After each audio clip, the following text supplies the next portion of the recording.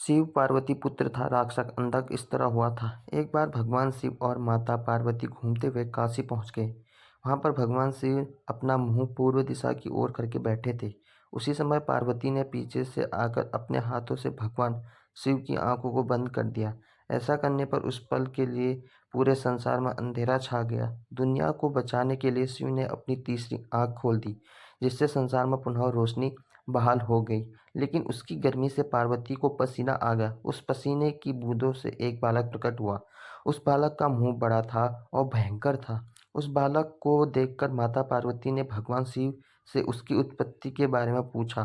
भगवान शिव ने पसीने से उत्पन्न होने के कारण उसे अपना पुत्र बताया। अंधकार में उत्पन्न होने की वजह से उसका नाम अंधक रख गया। कुछ समय बाद दैत्य हिरण्याक्ष के पुत्र प्राप्ति का वर मांगने पर भगवान शिव ने अंधक को उसे पुत्र के रूप में प्रदान कर दिया। अंधक असुरों के बीच ही पला बढ़ा और आगे चलकर असुरों का राजा बना।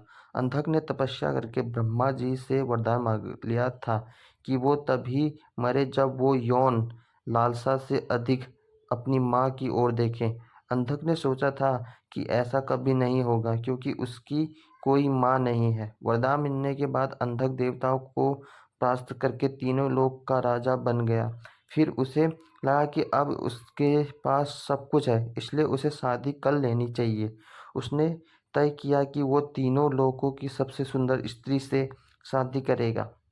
जब उसने पता किया तो उसे पता चला कि तीनों लोकों में पार्वतों की राजकुमारी पार्वती से सुंदर कोई नहीं है। जिसने अपने पिता का वैभव त्याग कर शिव से शादी कर ली है, वो तुरंत पार्वती के पास गया और उसके सामने शादी का प्रस्ताव रखा। पार्वती के मना करने पर उसे जबरदस्ती ले जाने लगा। पार्वती ने शिव का आह्वान किया। पार्वती के आह्वान पर शिव वहां उपस्थित हुए और उसने अंधक को बताया कि तुम पार्वती के ही पुत्र हो। ऐसा कहकर उन्होंने अंधक का वध कर दिया।